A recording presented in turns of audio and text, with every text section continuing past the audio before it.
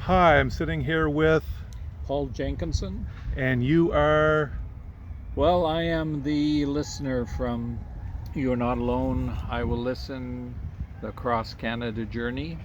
And we are in Tsawwassen, British Columbia. Paul is traveling across Canada listening to people. You're a retired social worker, Yes, yeah. and you are helping break social isolation. Yes, I'm. So this journey is about three things.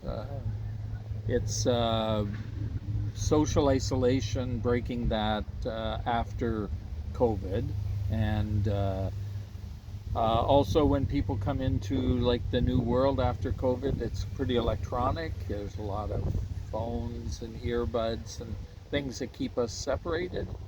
So I'm going into public spaces and seeing if my sign and two chairs and a table and an invitation that people can be heard, if that might break that, and also looking at actually getting to know people as my neighbor rather than simply as a position. Like, are you pro, uh, for instance, I was in Alberta. Are you pro for separation from Canada? Are you pro, staying in Canada? I actually want to get to know you as my neighbor first, and then, then we can think about what dreams are you pursuing. What are you hoping for your family? What are you hoping for yourself in whatever the future holds? I was on your Linktree page as you go about Canada. You've been doing this for, you said almost 16 months now? Yeah, I think I'm going into my 16th month. 16 months, okay. And you've talked to hundreds of people. Yes, I would say I've talked to thousands of people, Okay. probably had longer conversations with about 1,400. And then people come by and they'll be saying, "Oh, love what you're doing, see your sign. People need to listen. There's not enough listening. They're making hearts, they're doing the thumbs up. So there's communication going. The sign itself gives lots of people hope. They go, "Wow, I thought of something like that. That's a great, we could do that. And so there's lots of encouragement. And then some people stand at the table, some people sit in the chair, and but they're always in charge of the conversation. I have a friend who has some challenges, mental challenges. He comes and we talk hockey. That's what he loves. He feels totally accepted and cared for when he's with me. And then off he goes, and I'm completely content. Connection. Connection, Connection. human connection. And loneliness. I think some stats are like 40% of people in America are lonely. Similar in other countries. This is helping that. Well, it's an example of what can be done.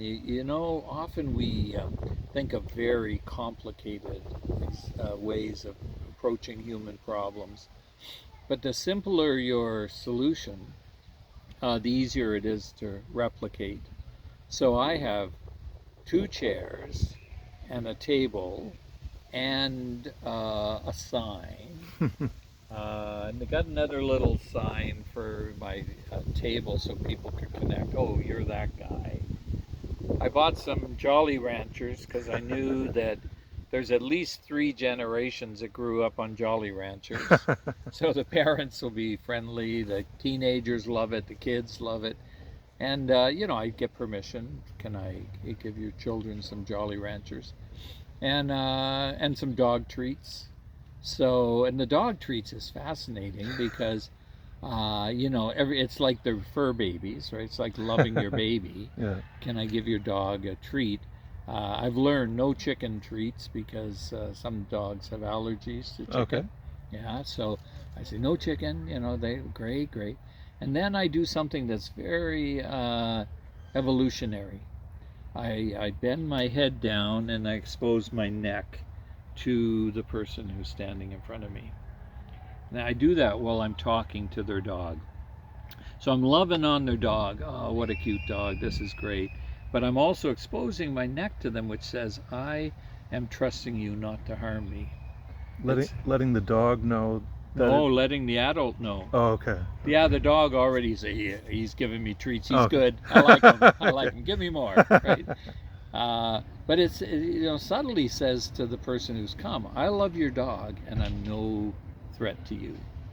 And then I look up and I go, oh, do you have a story that you'd like to share? Or and I also ask sometimes, do you have some wisdom that you've learned that's guiding you on your path? Uh, and I might joke, is it keeping you out of the ditch? And they always chuckle like, oh yeah, I do. My mom always told me, we have a belief in whatever faith tradition they're from, you know, um, and I've actually asked that question in more gas stations and restaurants, Subway shops. I'm often buying gift cards to give away and Subway. And I'll say to the sandwich artist, do you have a story? And they'll say, oh yeah, like I am thousands of miles from home. I'm sending money back. I'm working hard, my mom said. And then they tell you the thing that's keeping them, like, they're a long way from home sometimes, and keeping them steady and not in despair and hopeful and yeah, so we all have these wisdoms that are going on. It's good to be reminded, right? Yeah, I know. For me and a lot of other people, we put down all our wisdom that we have. We take it for granted, and it's really neat to hear you say that you ask that a lot, and it jogs people's memories and say, well, yeah, I do have wisdom, and I didn't think I did. Yes. And sometimes it takes other people to make us aware of our own gifts. Well, the story that was most endearing to me was a 9.5-year-old boy who came, and I said to him, Johnny, I said, and I'm down, eyeball to eyeball with him. I said, Johnny, do you have some wisdom? He said, what's wisdom? So I go, okay. I said, well, wisdom is this, and he said, oh, okay. Well, I don't know. He said, I don't know. And I said, I had a moment, right? I said, Johnny, you're one of the wisest people that has come by. I've been all over Canada. There are adults who would never admit that they don't know. I just don't know. Like, what a great place to start, rather than, I'm totally confused, but I'm going to act like I know, right? And so I said, Johnny, that's so brilliant. I don't know. So Johnny goes, yeah, Paul, I don't know. And his grandmother takes a picture of him. She says, Johnny, go over there by that wall. Do that again. So it turned into this big I don't know event. Yeah. But I thought, Johnny, you nailed it right on the head there, little buddy, If we can admit that sometimes we don't know, but it doesn't have to be totally scary. We don't have to know everything. We just have to know enough to take the next step forward, choose to be loving and kind to each other. We can know that in spite of not knowing what's going to happen next, what tomorrow will bring. Today, you and I, Matthew, we can be kind to each other, right? We know that much, and the world would be a better place for it. I've been at times in my life afraid to say I don't know when I should have. It can be, I don't know, it can be a difficult thing to say sometimes. We sometimes are supposed to be the whole actors on a stage, being a person on this planet, as Shakespeare said. As we go about in our role through the day, sometimes it's hard to break that character and say, look, like I don't know who I'm playing right now. I don't know what I'm supposed to do in this situation. Yeah. And we have to preserve our dignity, or maybe so we think we have to preserve our dignity, when really if we said, look, I don't know, that would just clear the air and be the right thing to do in that situation. There's often, for us to be worried, afraid of being ashamed, exposed, right? There's somebody else around. You don't get ashamed by yourself. Yeah. So when we don't know something, we actually have an opportunity to ennoble somebody else, right? I like that word, ennoble. Yeah. Ennoble. Make someone feel noble. Yeah. So I turned to John, who may have asked, say, hey, Paul, I want you to do this. And you say, John, I have a general idea how to do this, but I'd like to do it really well. I think you know how to do this. Would you show me once? Let's make sure that we really get this right. And like I have confidence in that. So just tell me a couple of things, and then we should be good to go. And John says, hey, like this is a teachable person, right? Like if you're an employee, people they say, I told John to do it. He acted like he knew how to do it, and then he made a mess. But if John had turned and just said, hey, I got an idea how to do this, but I'm a little concerned. I want to get it right. I love the company. I love what I'm doing. Tell me, would you just give me a little primer on this, and then I'll be good to go. Everybody benefits, right? I've heard that airline pilots, I don't know how many years ago, they developed a system for the pilots to talk to each other in a way that they wouldn't be afraid to say something that they might ordinarily be afraid to say, because if they didn't say it, people would die in the plane. And they devised a process of how they speak to each other, so that everyone's not afraid to raise up ordinarily uncomfortable situations that they have to talk about. Yeah. As you're going across Canada and speaking with people, there are people with different. Can you talk a bit more about people with different viewpoints and your compassion towards them? And this is a divided world, and you have a great way of dealing with that. And I was wondering if you could talk about that. Well, when people come, I do tell them what is on offer here, first of all. And really what's on offer is an entirely safe space to be their authentic self. And the way I say that is that I offer you unconditional positive regard. It means I'll look at you, I'll like you now, I'm going to like you in the middle of our conversation, and I'm going to like you at the end. So that's my commitment. That's a promise. I'm going to stick to that. And in doing that, then I have to employ some things to allow that to happen. So no judgment, no rush to judgment. I listen first. I listen longer. No rejection. No shaming. So I can't ghost somebody. I can't use very clumsy tools to express my disdain or something like this, like the person doesn't disappear at all.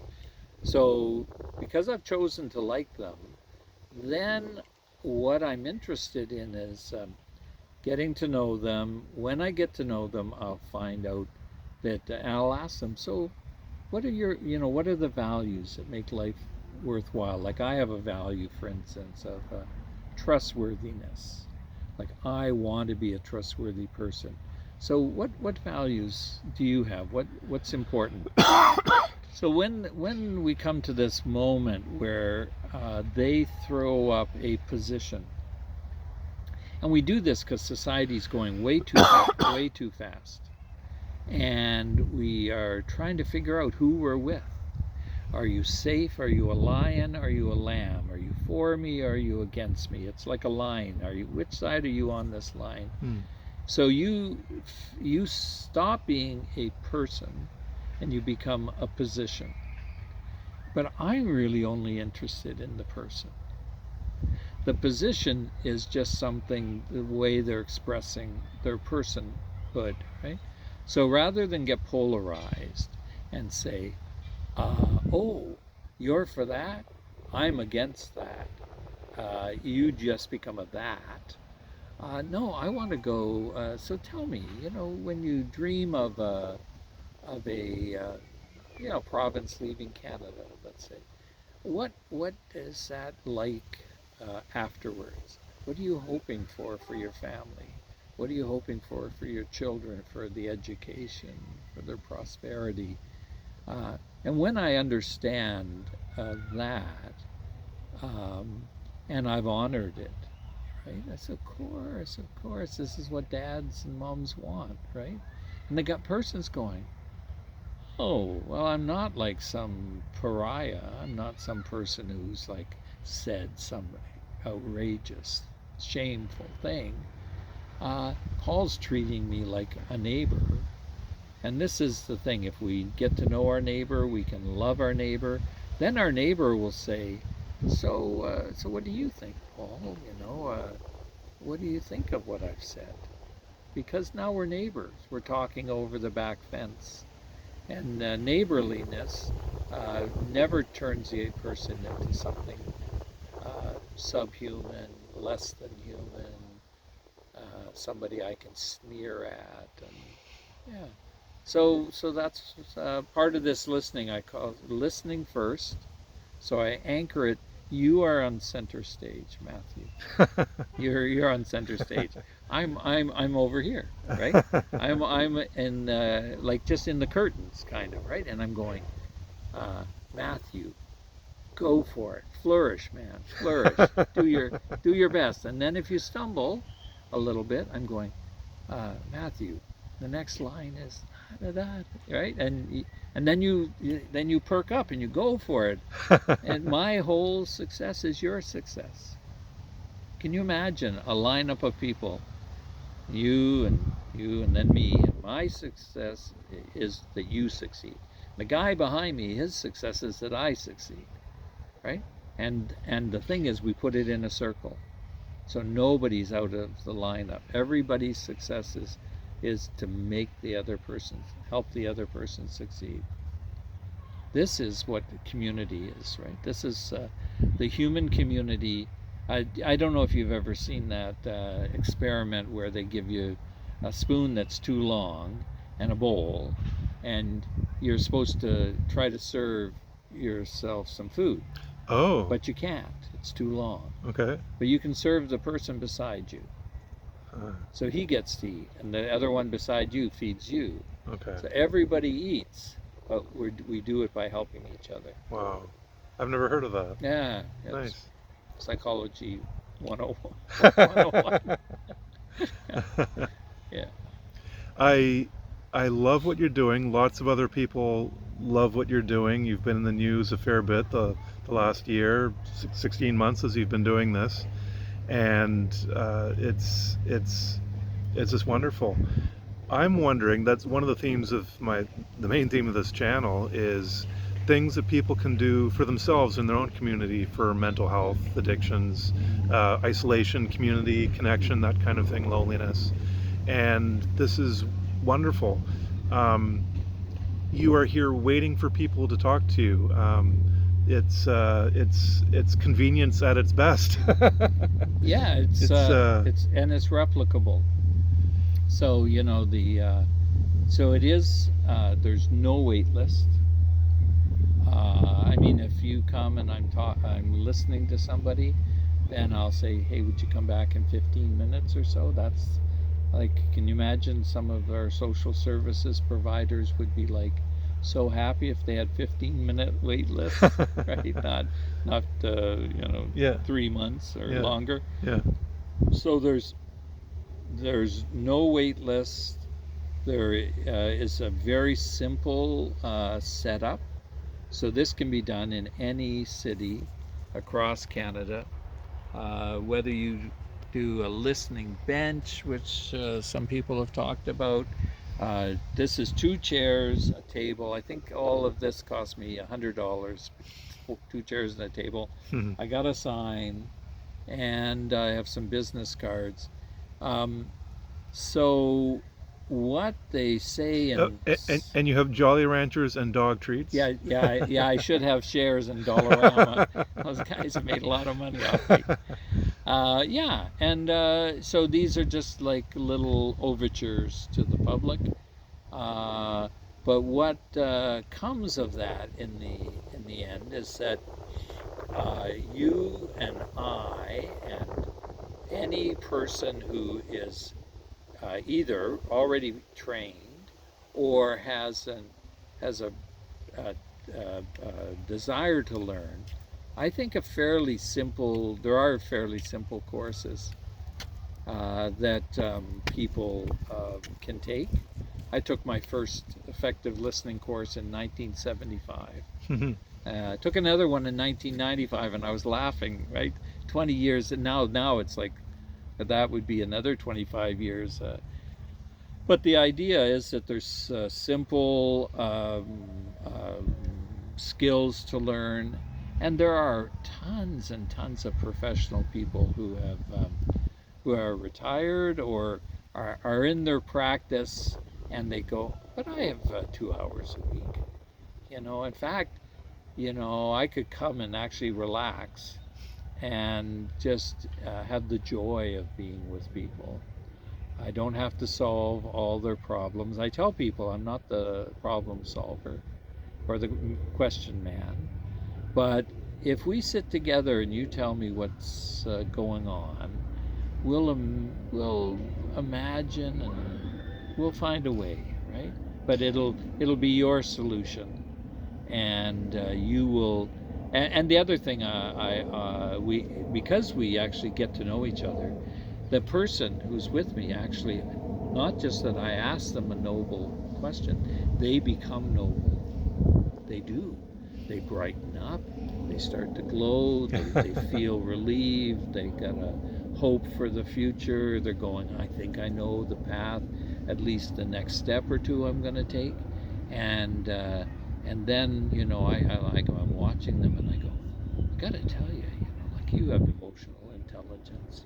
There's things going on here. You might not. I don't know if you know it or not. So I'm just going to tell you.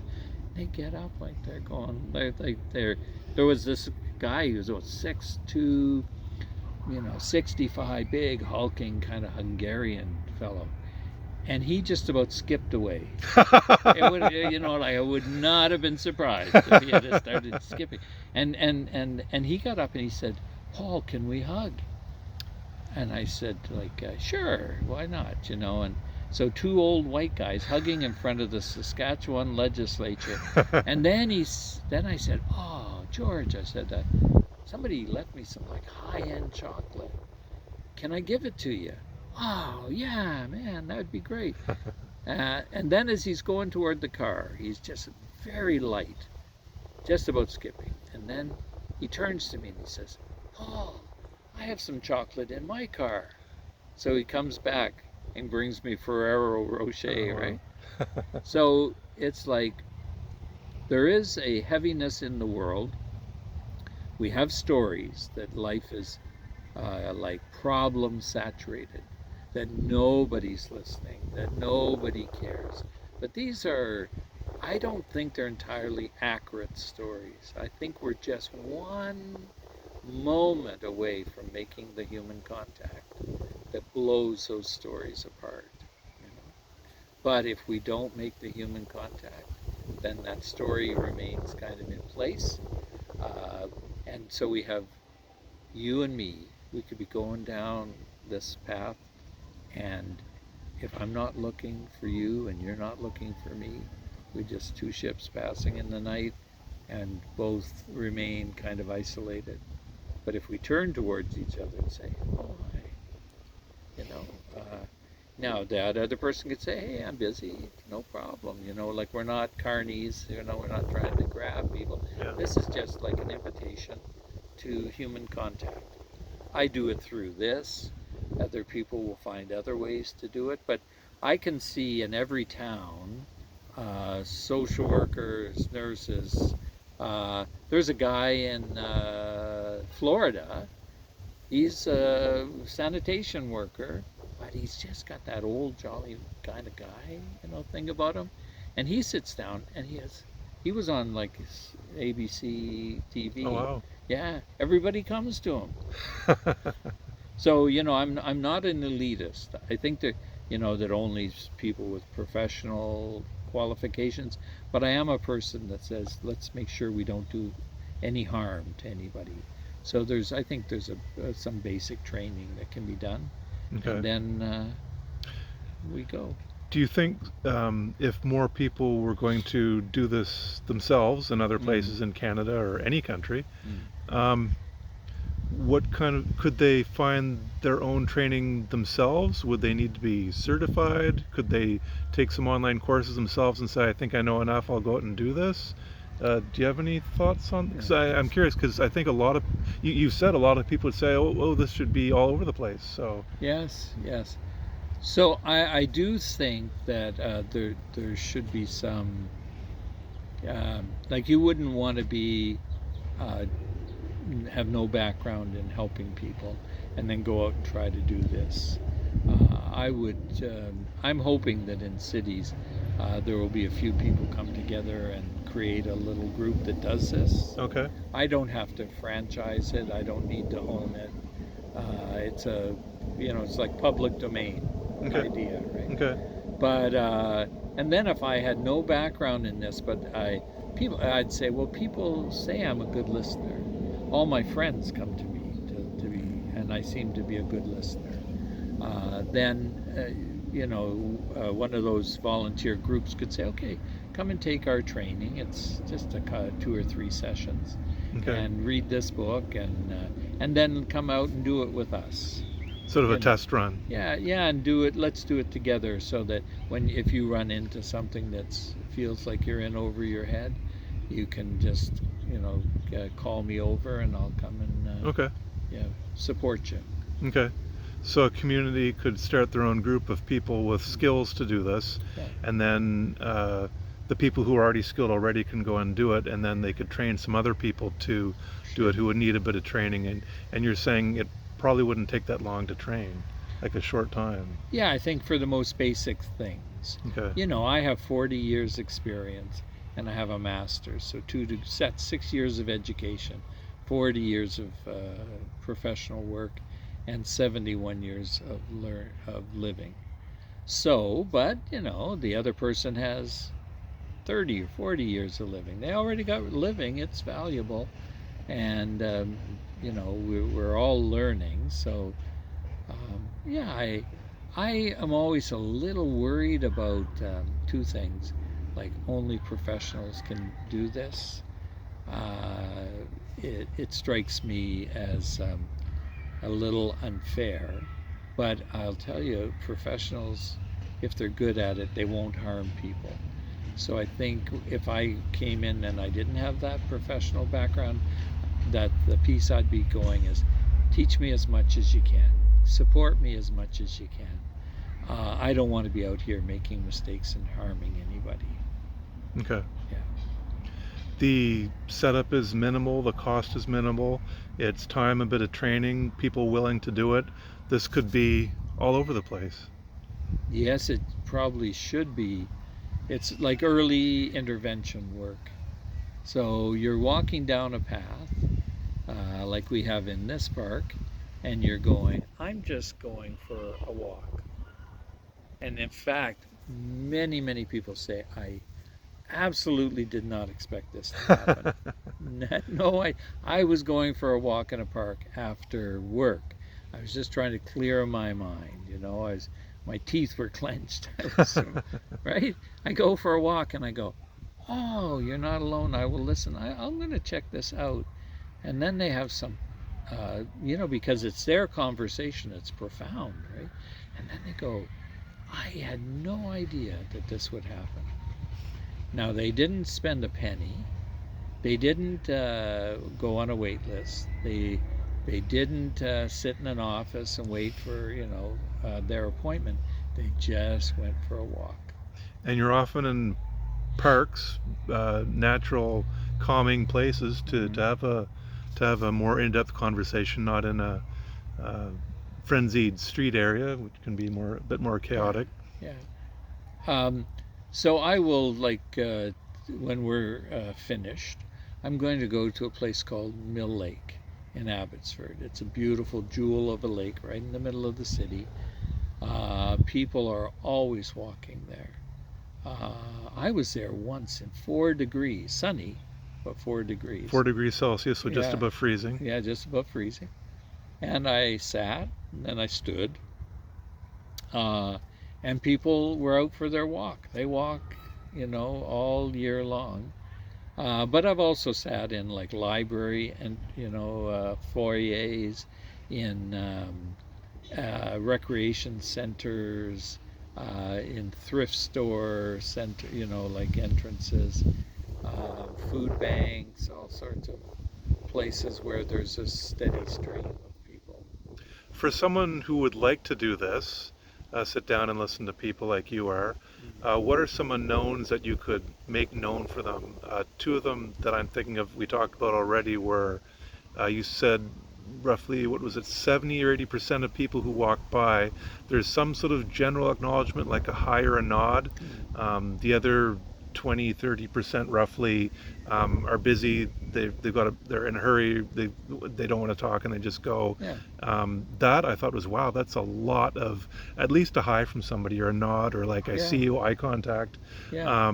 That is because I was thinking if I did something like this, I was thinking, would I put my table down and 100 people go by and not one of them even acknowledges my existence? That could be a bit of a deterrent for someone who's scared to put themselves out there, a bit like you are. So having the sign.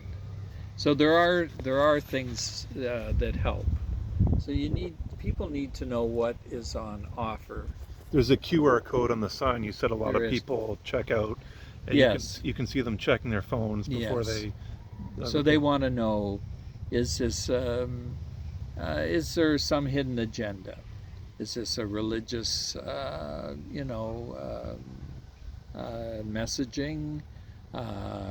Is it political? Is it going to?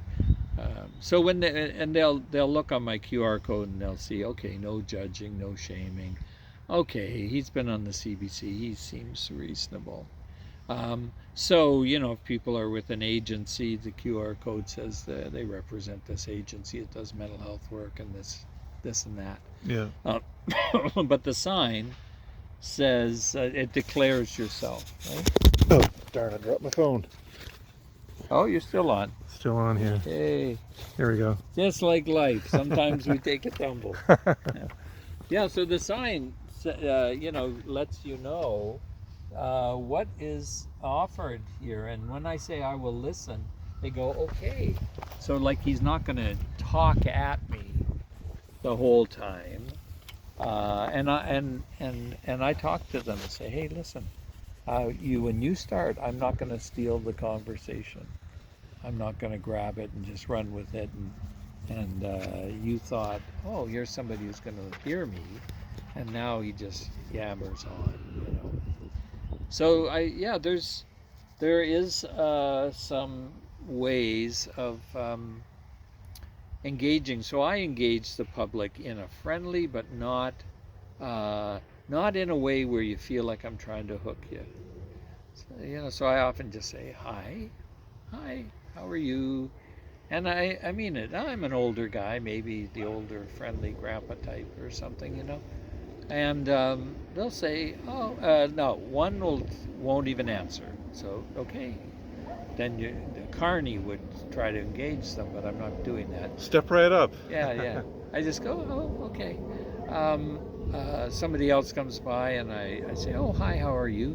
And they say, I'm fine. How are you? But they're walking so fast their back is to you. And then I'll say, oh, I'm good too. So you're reading their body. But the one who says, I'm fine, how are you? And you go, well, I am such a lucky guy. I'm like going across Canada, listening to people, giving them an opportunity to share. I've been out for 14 or 15 months, traveled 42,000 kilometers, just took a dip in the Arctic Ocean. Wow. And they're going like, yeah, really? You went to the Arctic? Yeah, yeah. And now you're telling a little bit of a story, and then I ask, so what about you? Do you have a story or a teaching? And yeah, let me sit down. Let me sit down. Or they stand and they tell you their life. If they become where they're going to share something fairly intimate, then I will turn my chair, and I think that's important. I'll kind of block. So here I would turn a little bit like this, and I'd go, and that a little bit, it shows you and I were talking. It's now blocking the people on over here, and they know. And if somebody's standing there, I'll go. So and the other thing is you get 100% of my attention, right? So when people are going by, I'm not saying hi. Okay. They just disappear.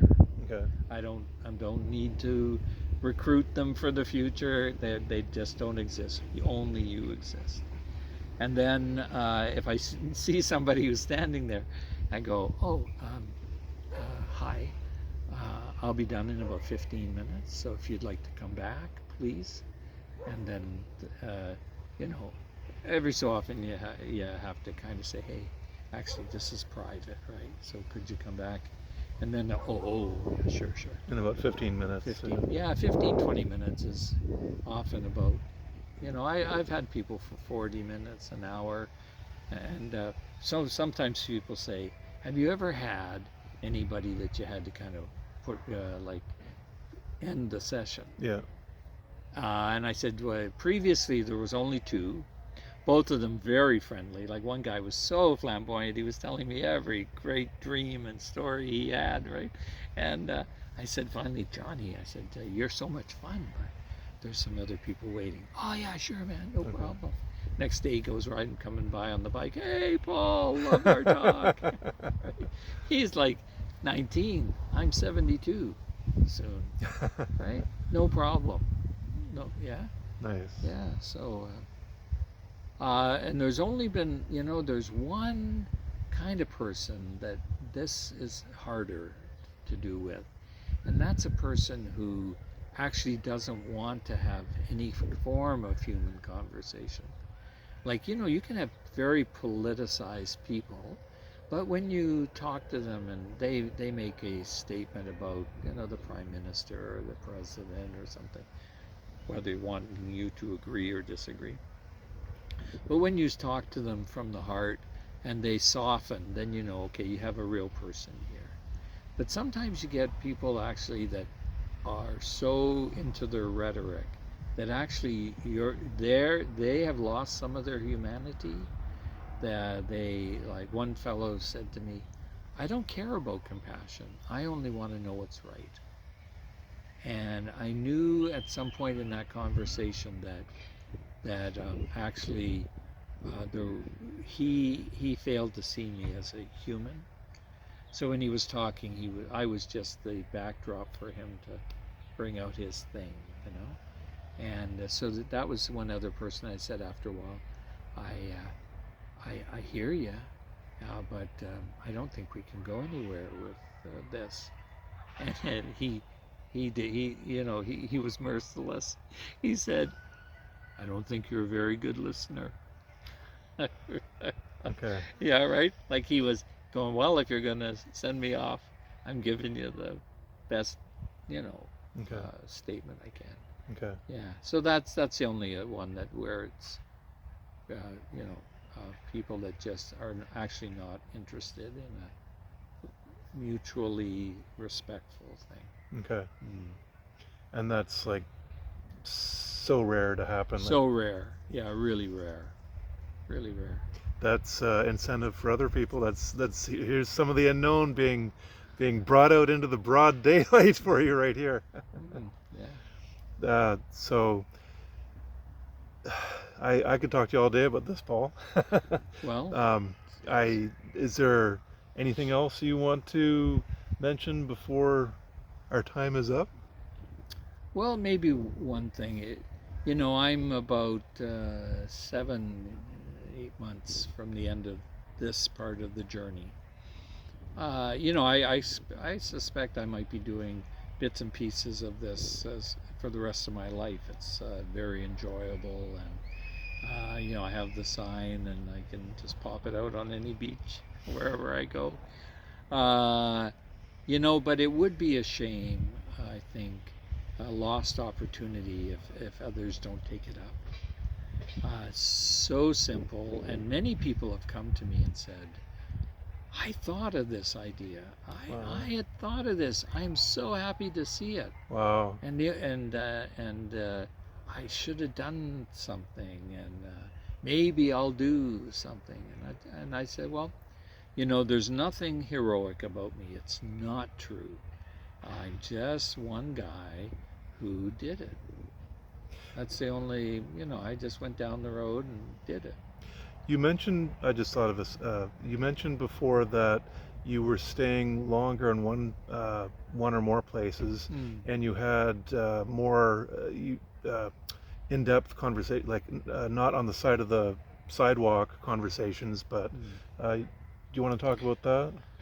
Yes, so right now I'm going to do 6 weeks in one location, which is the outside kind of it's like an art installation, right? You can see it and you can come.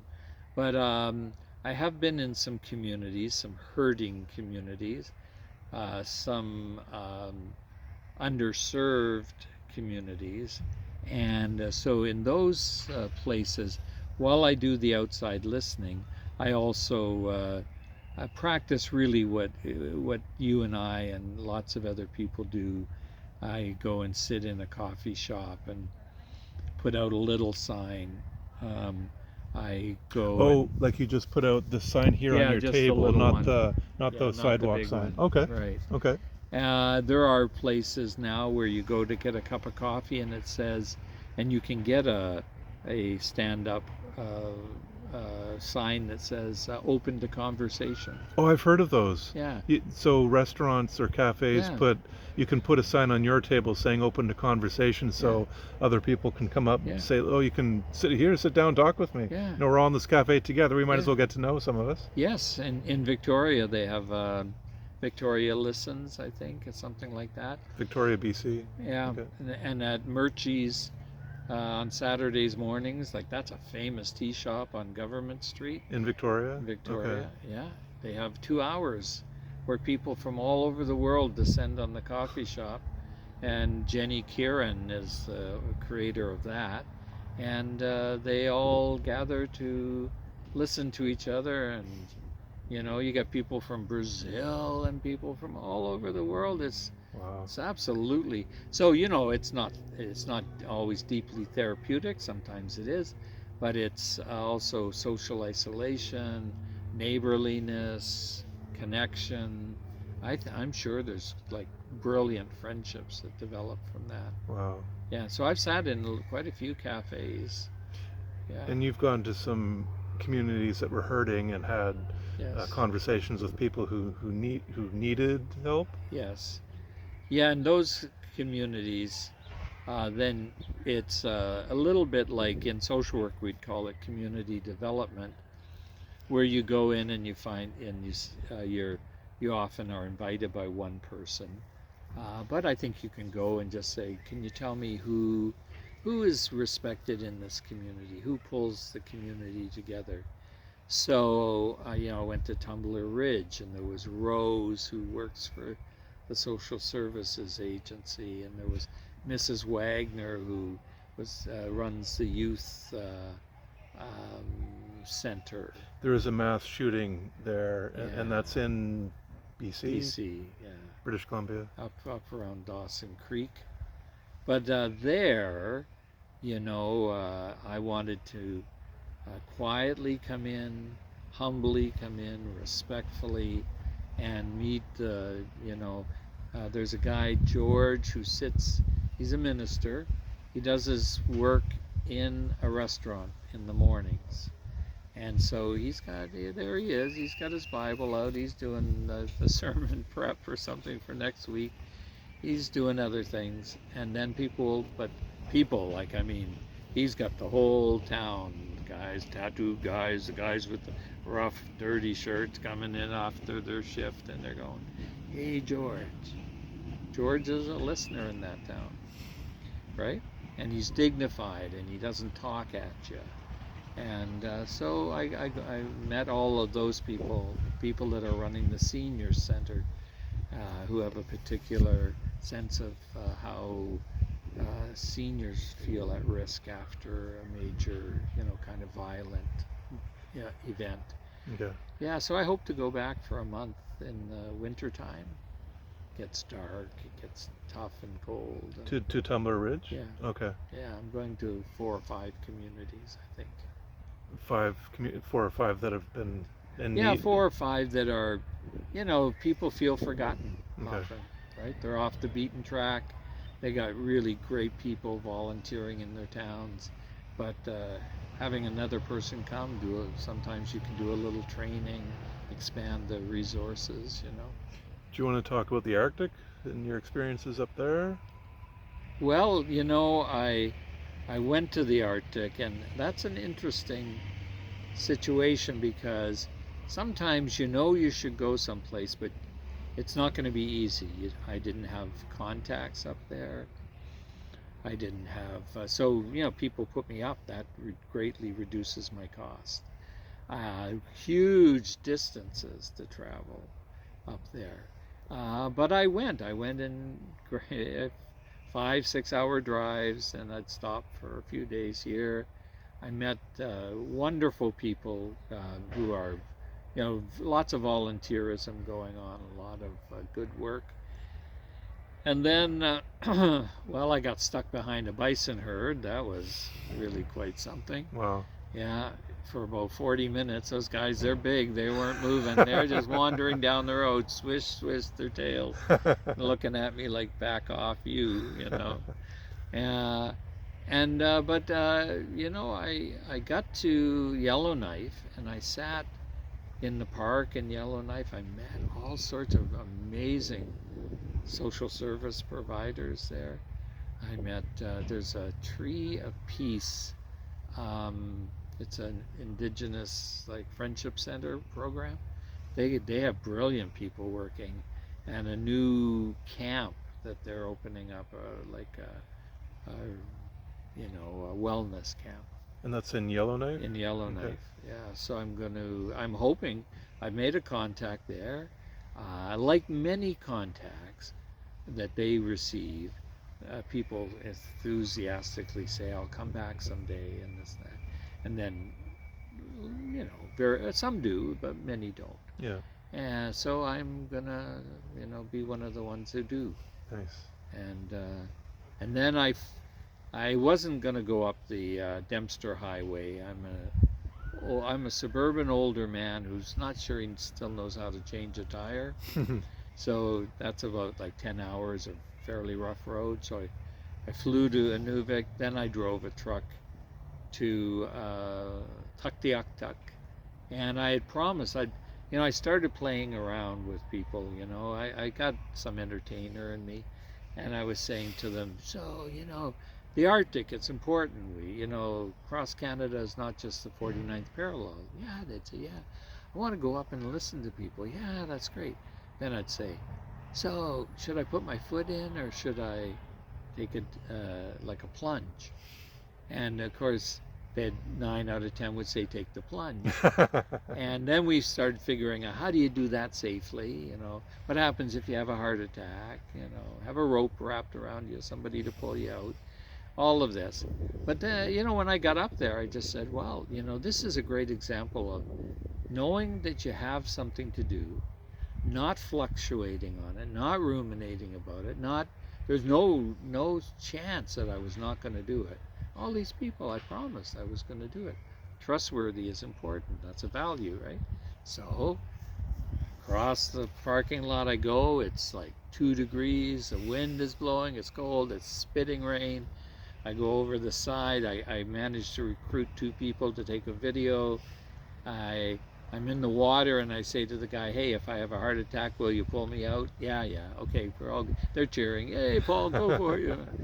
And yeah, so but the funny thing was when I hit the water, uh, walked into the water was warm. I felt fraudulent, right? Like, Oh, that's for. hey, this is nothing, man. Now, the people on the shore assured me that it was not that it was gold, and that probably it was the comparison, you know. But Okay. whatever, I walked out, and rather than go forward though, because you never know when the ocean Oh, floor is going to drop away, I knew yeah. what was behind me, so I went backwards, full immersion. Oh, wow. Yeah, came out, and it was fun, and it says also, if you're an older person, life is not over for us. We either we live until we die, or do we start like really dying way ahead of time, and we're just the living dead, right? Like that's not cool. So I'm going to live. I'm going to live, and when I need to start dying, like when I know I'm 3 months out or something, that I can see what's happening, then I'm going to start saying goodbye to everybody that I need to. I'm going to make amends if I still have stuff that's out there. I'm going to do the journey of dying too, right? Okay.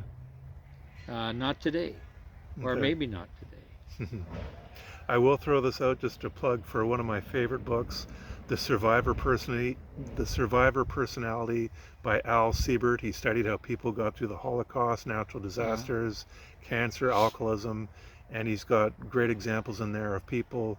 I know at some point it's your time and you're going to die.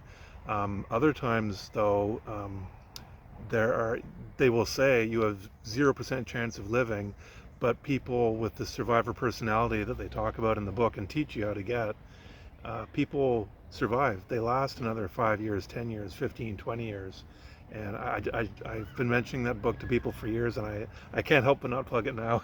yeah, But great. anyway, we can carry on. Yeah, yeah. Well, and I gather that your YouTube channel is to equip people and to educate, and Yeah. so the wonderful thing about your work and my work is, and I've always been like this. I don't do this work to own something.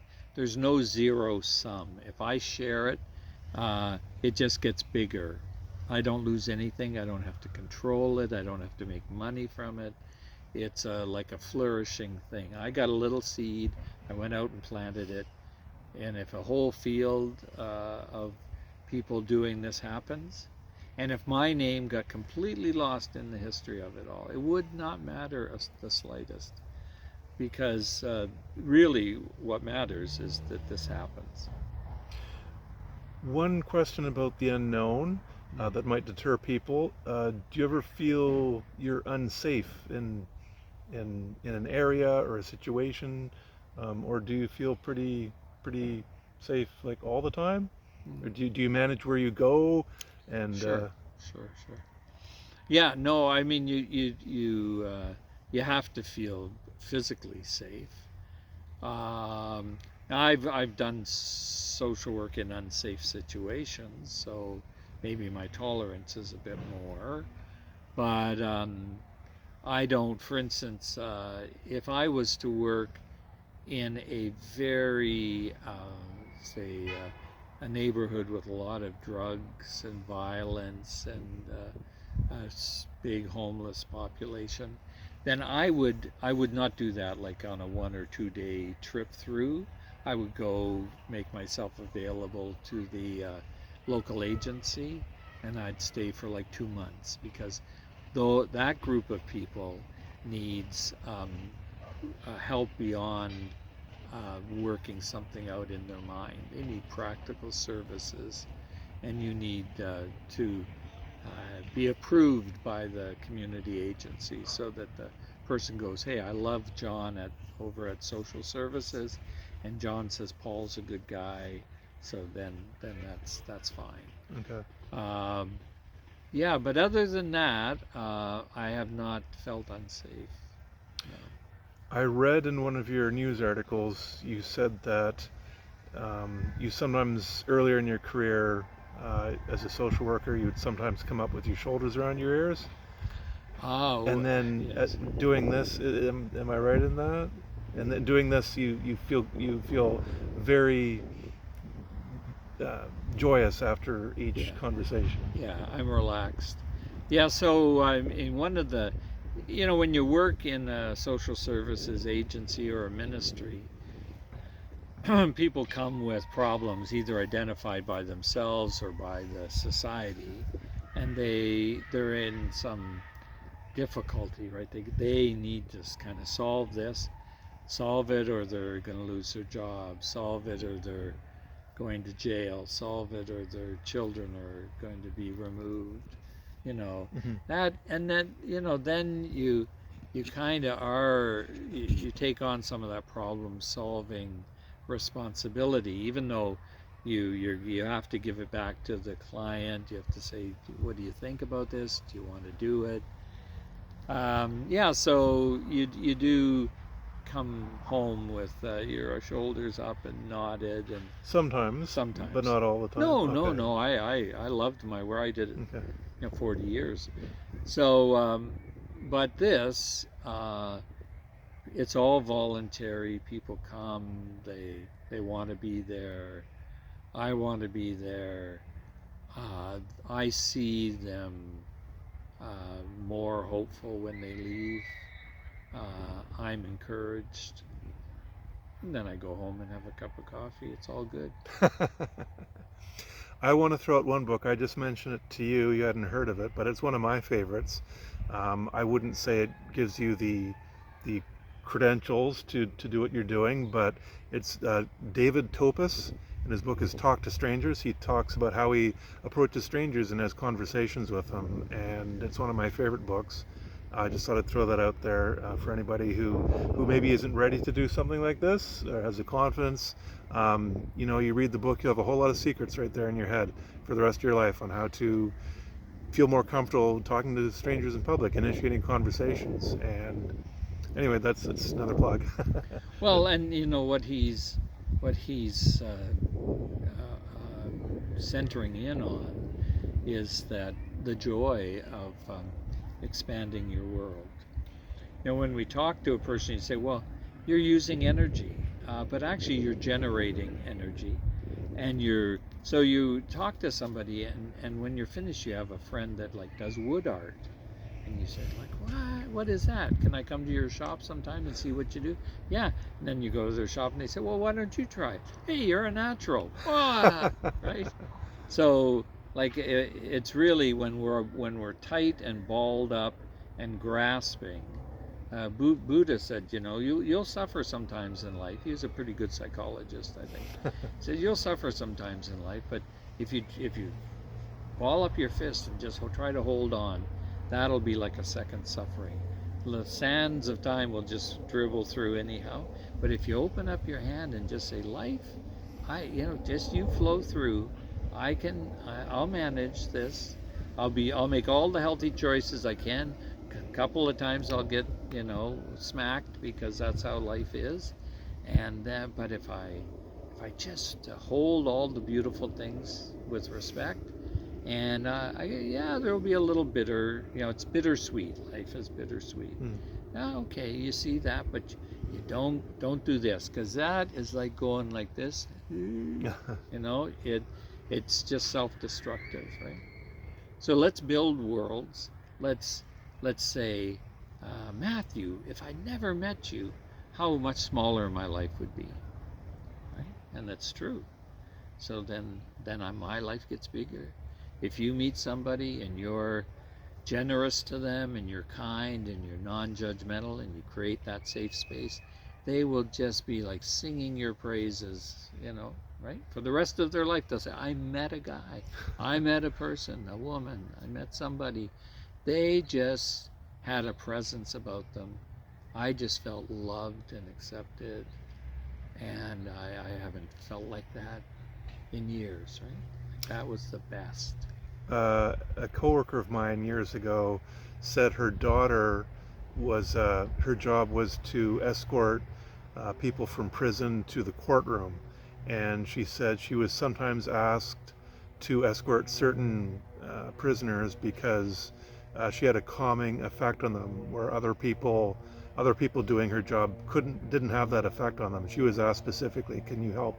Can you escort this person?"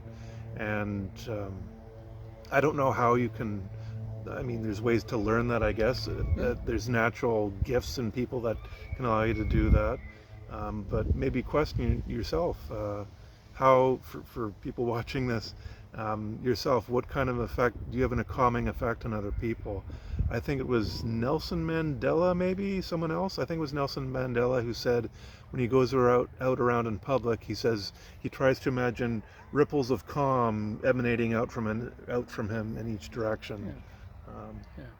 There's a Buddhist prayer that says, may kind of like breathe in some of the difficulties of the world, and then I breathe out, may you be at ease. Like, isn't that a gift? Like, Matthew, when we part, when you get back on the ferry, my best wish for you is that you're at ease, that you're peaceful, that you're content, right? That you're going, wow, that was worth 2 ferry rides, right? Yeah. Thank you. I appreciate that. And likewise, I hope I can set you off at ease as well. Yeah. Exactly. Mutual, right? It's the best. If you're watching this and you're thinking, how can we get this in your community? Talk to some people. Mention it to some people in your community and say, is this something we could do here? Is this something we could have a group with some professionals like yourself to run it? And they may have some training already. There are people who are retired professionals who might want to do this. Maybe they could start some training in your community. This is something that could spread around the world. And you've proven it hundreds, thousands of times, maybe thousands yet, at least 1,000, maybe more.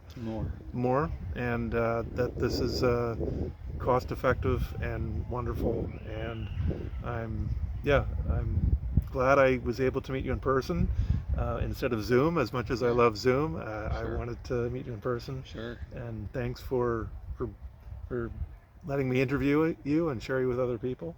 And well, and thanks. This is something that can be done. If people want to check out You're Not Alone, I Will Listen, they can reach out to me on Facebook. On Facebook. Okay. And so if somebody's in a community and says, I'd like to think about doing this, then just they can write, and they don't need to. I'm sure they're quite able to do it without me, but if they wanted a few ideas, I'm up for it. Okay. And your email is pejenkinson@gmail.com? Yes. I'm reading your sign. Yeah, I saw that. And your and your Facebook. Great memory you have there. I'm cheating. I've got cheat notes. Yeah. And your Facebook page is You Are Not Alone, I Will Listen. Cross Canada Journey. Paul Jenkinson. Thank you so much. Appreciate it. My pleasure. Okay, thanks a lot, Matthew. You're welcome. Thank you. See you later. If you're wondering how we can do something better in your own town, your community, here's a great example of it. And so glad I got to meet you. Let's keep improving our mental health systems across Canada. Why? Because we've got our country in mind.